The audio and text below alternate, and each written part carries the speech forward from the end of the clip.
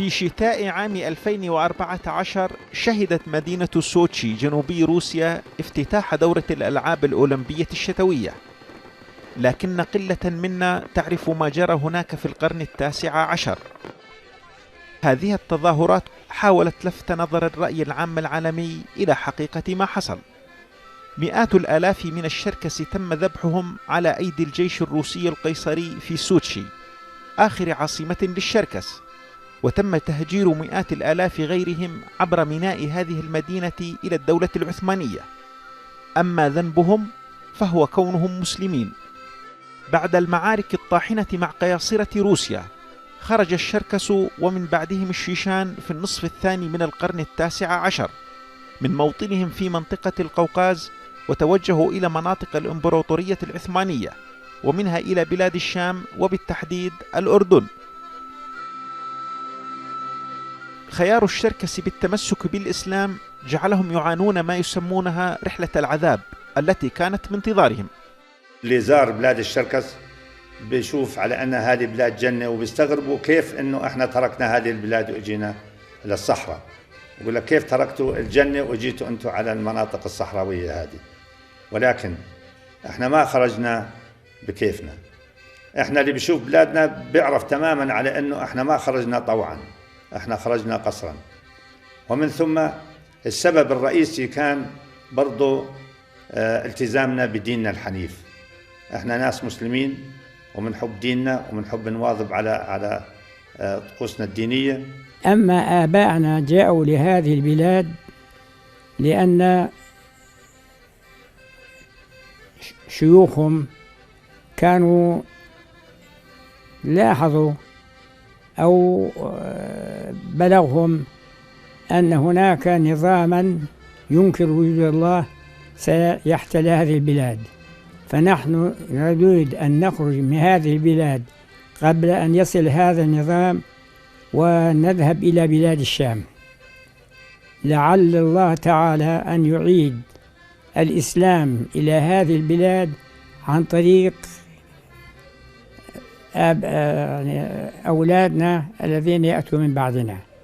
تقول الرواية الشيشانية إن الأجداد خلعوا أحذيتهم عندما وطأت أقدامهم بلاد الشام، إذ كانوا يعتقدون أنهم وصلوا الأراضي المقدسة التي يجب أن لا تداس بالأحذية. كانوا يفكرون أن هذه البلاد المقدسة لأجل الدين الإسلامي هذه التربة لا تداس حتى بالأحذية، لأنها تربة مقدسة في بلاد مقدسة قريبة على المدينة المنورة، على مكة المكرمة والمدينة المنورة وأيضا بيت المقدس. كانت قبيلة الشابسوغ أولى القبائل الشركسية التي وصلت عمان، ولا تزال المنطقة تحمل اسمهم حتى يومنا هذا. وقطنت قبيلة الشابسوغ الكهوف المحيطة بالمدرج الروماني وسط عمان على مجرى سيل رأس العين. امتهن الشركس والشيشان في البداية مهنة الزراعة، فقد كان معظمهم من مزارعي منطقة القوقاز، وأدخلوا أنماطا زراعية جديدة، كما عبدوا الطرق لتسمح بسير العربات التي تجرها الدواب والخيول، وهناك من عمل في المهن الحرفية. أول فوج أجى للأردن من اللي هجروهم البلقان الشابسوغ على طريق وادي السيري وطريق السلط وشارع السعادة، فيصل، جسر الحمام. هدول أجوا بال 1882. الشيشان كانوا مزارعين ومعماريين وصناعيين، أدخلوا صناعة الحدادة والنجارة والزراعة وبناء البيوت. اندمج الشركس والشيشان بسرعة في مجتمعهم الجديد، لكنهم لم ينصهروا فيه، إذ حافظوا على عاداتهم وتقاليدهم وتراثهم، وساهموا بشكل كبير في بناء الأردن الحديث، وتقلدوا مختلف المناصب السياسية والعسكرية. ولا غرابة أن يتولى سعيد المفتي منصب رئيس الوزراء في الأردن 4 مرات وهو من الشركس.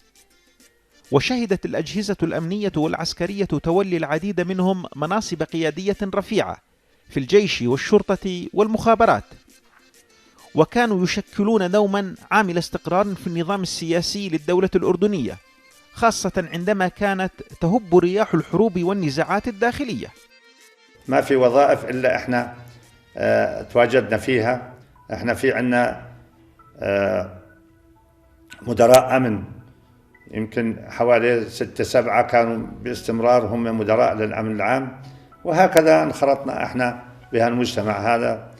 الملك عبد الله الأول وهو أمير آنذاك وصل معان، يوم راحوا يستقبلوهم طبعا الشراكس كان من ضمن القبائل اللي راحت تستقبلهم، ومنهم كان مرزا باشا وهو قائد جنرال تركي، ومعاه سعيد باشا المفتي وهكذا، وكانوا باللباس القومي، بلباس الشركس القومي، وهكذا ظلوا مستمرين بلباسهم القومي.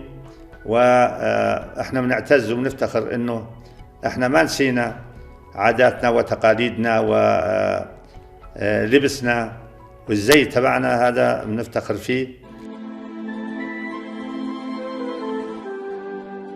رغم أن الشركس والشيشان ينحدرون من منطقة القوقاز، يختلف الاثنان في الأصول واللغة، إذ إن لكل منهم لغته الخاصة التي يحافظ عليها وينقلها من جيل إلى آخر. هنا في مدرسة الأمير حمزة يتعلم أبناء الشركس لغتهم الأم منذ نعومة أظفارهم. هلا هي المدرسة من ما تأسست من سنة 1974 طبعا كان لها أهداف كثيرة زي كل المدارس، لكن كان في هدف رئيسي هو المحافظة على اللغة الشركسية وعلى العادات والتراث والتاريخ الشركسي. فإحنا هدفنا طبعا نحافظ على لغتنا الأم. يشكل كل بيت شيشاني مدرسة، فالحديث بين أفراد الأسرة لا يتم إلا باللغة الشيشانية، ولا عجب أن تجد شيخا كهلا يجلس بجانب طفل صغير يتعلم اللغة الشيشانية. تعلمت اللغة الشيشانية بعد 60 عشان بحب اللغة الشيشانية، بحب لغة الأم، زي ما بيقولوا اللي ما عنده لغة أم يعتبر يتيم. حبيت أعلم الشباب.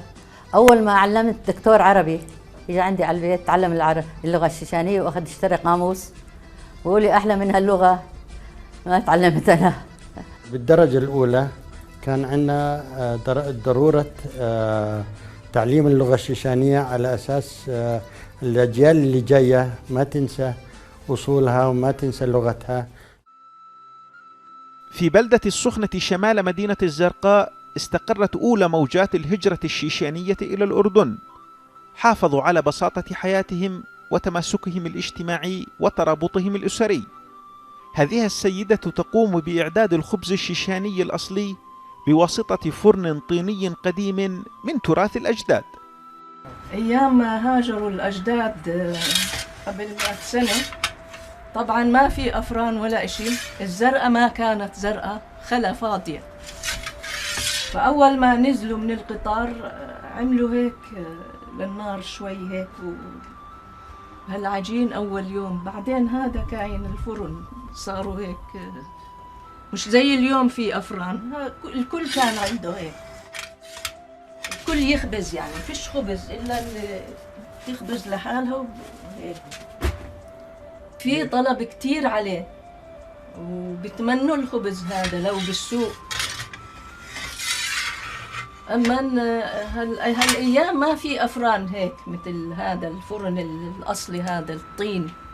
الخبز هذا كانوا يفتوه بالحليب الصبح، وأنا نفسي كنت هيك أفطر لحد ما تجوزت. منطقة السخنة كانت منطقة فاضية خاوية، لا فيها سكان، ما في أي بلدة. وجود ماء عين ساخنة في السخنة وهذا سبب تسمية المنطقة بأنها قرية العين السخنة. العين السخنة هي عين كان ينبعث منها البخار الماء في فصل الشتاء وتكون واضحة ظاهرة جدا، ومنطقة العين ما زالت موجودة. يصل الاختلاف أيضا إلى مائدة الطعام، فالقلنش هو طبق الطعام الرئيسي عند الشيشان. طبخة القلنش طبخة شيشانية. طبخة القلنش بتتكون من طحين بيكون حسب أذواق الناس، طحين أبيض أو طحين أسمر، وفي ناس بيخلطوا بين الطحينين، بيخفف من هاي النوعية ومن هاي بيخلطوها. بتكون من طحين وملح ومي، بيعجنوها بتركوها فترة لترتاح شوي، وصحتين وعافية. أما الشيبس باستا فهو طبق الطعام الرئيسي عند الشركس.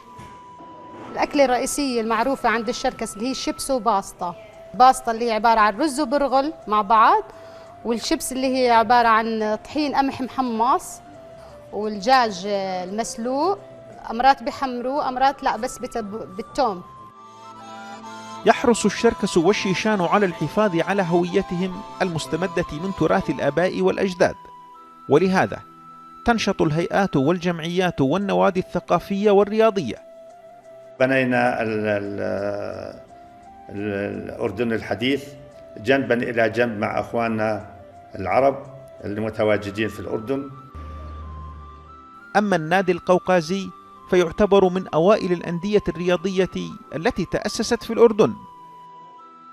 إحنا إلنا خصوصية شيشانية، بنحافظ على تراثنا من خلال عاداتنا وتقاليدنا.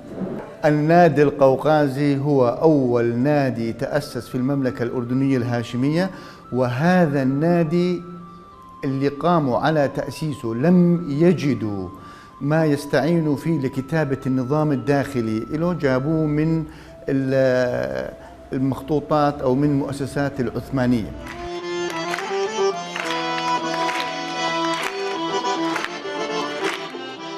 للموسيقى والرقص الشعبي طقوسهما عند الشركس والشيشان، خاصة في الأداء الذي يعبر عن ماضي الأجداد. هنا فرقة شركسية تؤدي عرضا بلباسها التقليدي التراثي. أما الشيشان فالرقص يؤدى بطريقة مختلفة. الشاب يرقص بكثير من الخشونة، والفتاة تؤدي رقصتها بالكثير من النعومة والأنوثة، ويجب أن لا تتلامس يدا الشاب مع يدي الفتاة.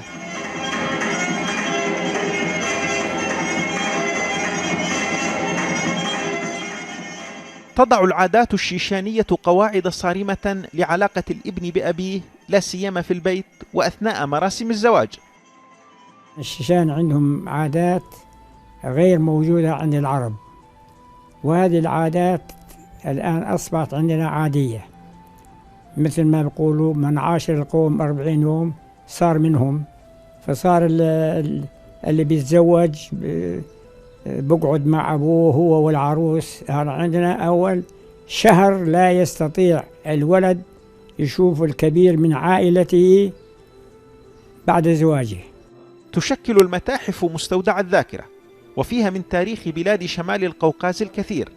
علي بكج قضى حياته باحثا عن تاريخ الشركس، حتى تمكن من جمع غالبية تراثهم في هذا المتحف الذي يعتبره جزءا من حياته. جمعنا المقتنيات اللي تركوها الأسلاف من الآباء، من الأجداد والآباء، طبعا تركوها للأبناء والأحفاد. بتمنى على أبنائي إنهم لا يفقدوا ويحافظوا عليه كما يعني أنا حافظت عليه.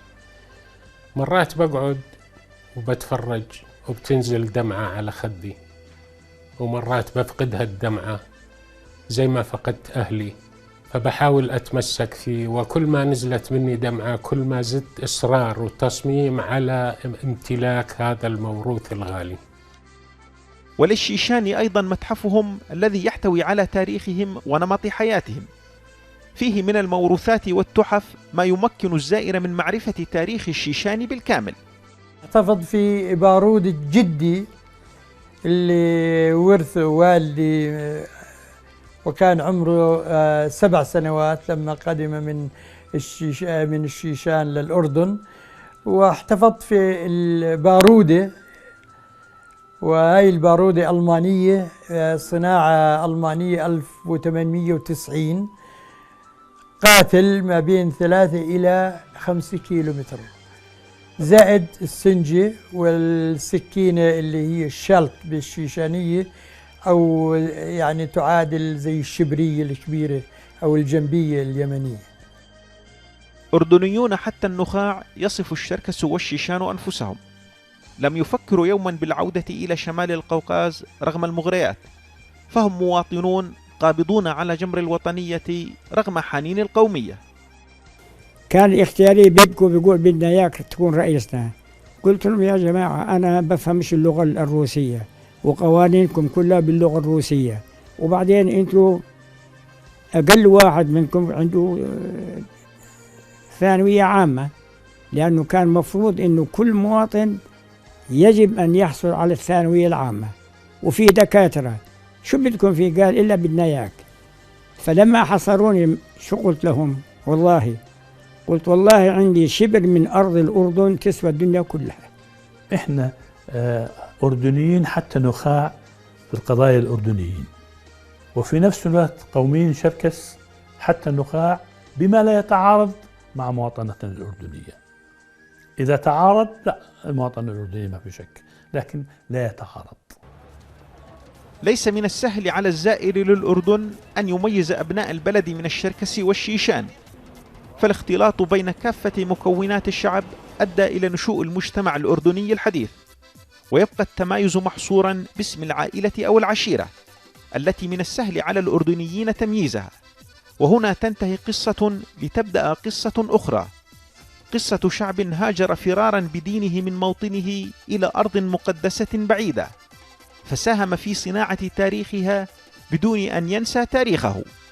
نايف مشاقبة، سكاي نيوز عربية، عمان.